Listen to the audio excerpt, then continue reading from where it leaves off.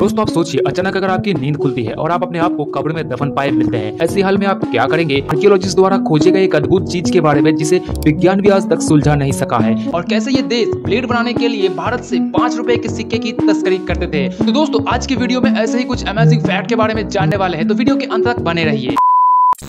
दोस्तों आप सोचिए, अचानक अगर आपकी नींद खुलती है और आप अपने आप को कब्र में दफन पाए मिलते हैं और आप वहां से निकलने के लिए छटपटा रहे हैं, चिल्ला रहे हैं, लेकिन कोई भी आपकी आवाज सुन नहीं पाता है। ऐसे हाल में आप क्या करेंगे ये तो नहीं पता, लेकिन ऐसे ही एक घटना साउथ कैरोलिना के रहने वाले एसे डेनवर के साथ हुआ। 1915 में डेनवर मिर्गी रोग का शिकार हो गई थी और जब उसे हॉस्पिटल ले जाया गया तो डॉक्टर द्वारा उसे मृत घोषित कर दिया गया था। उसके बाद डेनवर को कफन में डालकर उसे मिट्टी के अंदर दफन कर दिया जाता है। लेकिन उनकी एक बहन है जो कि एक दूसरे स्टेट में रहती थी।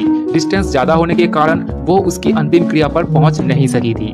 अपनी बहन डेनवर को अंतिम बार देखने के लिए कफन को दोबारा कब्र से निकालने के लिए अनुरोध की थी, लेकिन इसके बाद जो घटा उसे सुनने के बाद आप भी हैरान रह जाएंगे। जब भी उस कफन को खोला गया तो अचानक उसकी बहन डेनवर उठ खड़ी हुई और आसपास के लोगों को देखकर हंसने लगी। आसपास के लोग बहुत डर गए, लेकिन डेनवर उन लोगों को बताया कि मैं जिंदा हूँ। डेनवर का नसीब अच्छा था कि उसकी बहन की वजह से डेनवर की जान बच जाती है। दोस्तों इससे पहले आपको इस फैक्ट के बारे में पता था या नहीं, कमेंट करके जरूर बताना।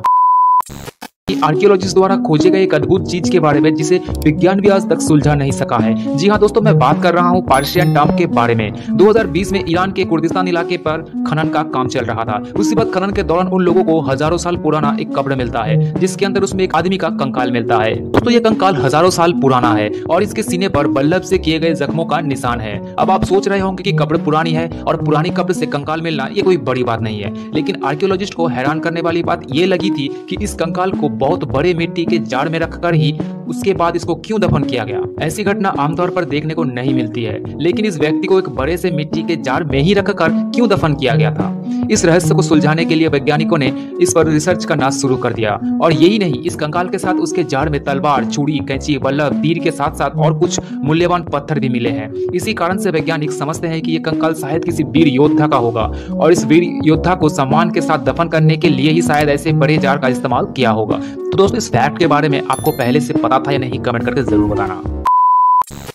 दोस्तों क्या आपको पता है, एक समय ऐसा था जब बांग्लादेश ब्लेड बनाने के लिए भारत से 5 रुपए के कॉइन को मंगवाया करता था।